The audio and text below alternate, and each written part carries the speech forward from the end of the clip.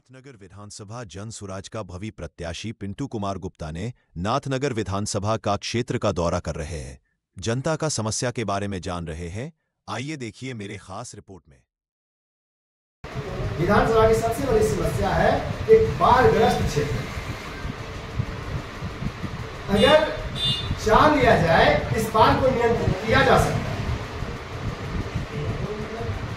जब बाढ़ आती है तो किसान बाढ़ से प्रेरित हो जाते हैं और प्रभावित होकर के अपना सारा जीवन को सिर्फ मजदूरी पर निर्भर कर लेते हैं। बाढ़ की समस्या जाती है तो सबसे बड़ी समस्या आती है सुखाड़ की, जिससे पानी के लिए किल्लत हो। ये सबसे बड़ी समस्या। क्या मुद्दा लेकर बीच में जाएंगे जनता के बीच में? जनता के बीच में मेरा मुद्दा है रोजी रोजगार अपने होना चाहिए।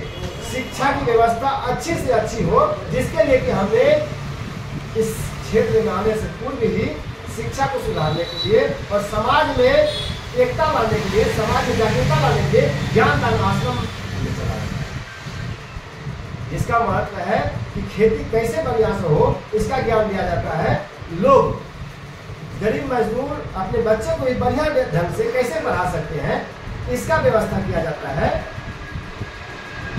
अच्छा, जन स्वराज आएगा तो 5 चीज हो जाएगा जो आपका विजन है, तो क्या लगता है क्या जन स्वराज की सरकार आएगी तो क्या बदलाव आएगा? लोग क्या कहेंगे? जन स्वराज ने एक संदेश दिया है समाज में। ये सब बदलाव जन स्वराज के आने से नहीं, जनता के जागरूक होने से। जनता अगर चाहती है कि हमारा बदलाव होना चाहिए, ये प्रशांत किशोर जी का 5 युवाओं का पलायन यहाँ रुकेगा। शिक्षा बेहतर हो इसका भी व्यवस्था होगा। कृषि से अच्छी आय हो इसका भी व्यवस्था बढ़िया होगा। अब बात रही ऋण, तो मैं ऋण पे उतना नहीं चाहता, क्योंकि हम चाहते हैं कि लोगों की आय इतनी हो जाए उसे कर्ज लेने की जरूरत नहीं। सही बात है। बुजुर्गों को जो 2000 पेंशन की बात है, इस पे भी हम चाहते हैं उसके बेटे को, उसके फैमिली को इतना टैलेंटेड कर दिया जाए, उसको ये नहीं लगे कि मेरे पिताजी को 2000 रुपये का कोई या 1100 का या 400 का कोई भीख स्वरूप दे और उसको हम ग्रहण करें।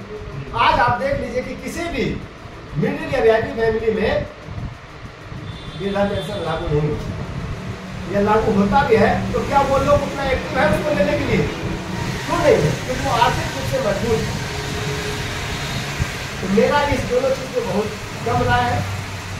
पर युवाओं को कम ब्याज दर पे ऋण मिले और उससे रोजगार लगे। जो हमारा बिहार का पैसा विदेशों में चला जाता है रोजगार लगाने के लिए, वो पैसा बिहार में ही युवाओं को रोजगार दिया जाए। मेरे बिहारी मजदूर भाई बहनों के पास इतना कौशल है, वो कई राज्य को विकसित कर दिया और अपने राज्य को गरीब कर दिया। आखिरी सवाल है आपसे कि जैसे कि वोटरों के लिस्ट में से नाम कट गए, उस पर आप क्या कहेंगे? 2,44,000 लोगों के भागलपुर जिला से कट गए, जितने भी 7 विधानसभा में। वोटर लिस्ट का ये सरकार का एक सोचा समझा दिया। यदि वोटर लिस्ट में ये लोग गलत है तो मैं कहता हूं कि 2024 का चुनाव फिर से कराया जाए। आप अगर इसको गलत साबित करते हैं तो मैं जानता हूं कि ये 2024 का चुनाव गलत है। अगर ये सही है तो चुनाव सही है, अगर ये गलत है, नाम काटा गया है कि आप फौर्जरी किए थे, आपको पता था कि कहां से हमने फौर्जरी किया है, उसी को आपने काटा है। अब जो कट गया तो उसके लिए क्या कर रही है आपकी पार्टी? आप क्या कर रहे हैं? जिन लोगों का नाम कट गया है तो उन लोगों के लिए आप लोग क्या करेंगे? जिनका नाम कट गया है उन लोगों के लिए मैं एक व्यवस्था करने जा रहा हूँ। उनसे जाके देखो वास्तविक में वो यहाँ के वोटर है और कहीं दूसरी जगह के वोटर है, यदि वो गलत है तो उनका मेरे तरफ से कोई साथ नहीं। यदि सही है तो मेरा समर्थन रहेगा, उनको वोट देने का अधिकार मिले और इसके लिए मैं लड़ाई लड़ूंगा। आपका परिचय दीजिए। मेरा नाम पिंटू कुमार गुप्ता हुआ, घर गौरा चौकी डॉक्टरिया, नाथनगर विधानसभा से भारी प्रत्याशी जन स्वराज के तरफ से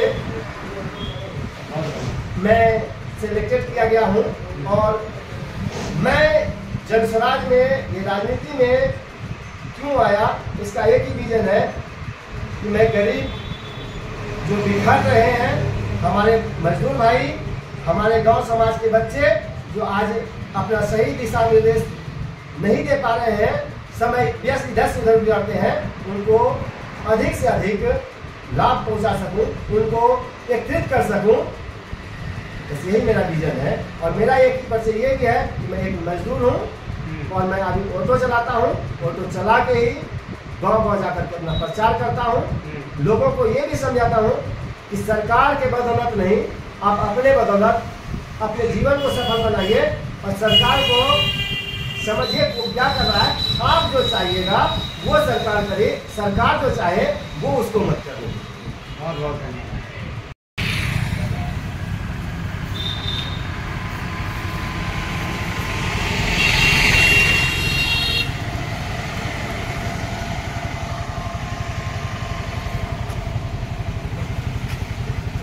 रुके रहिए।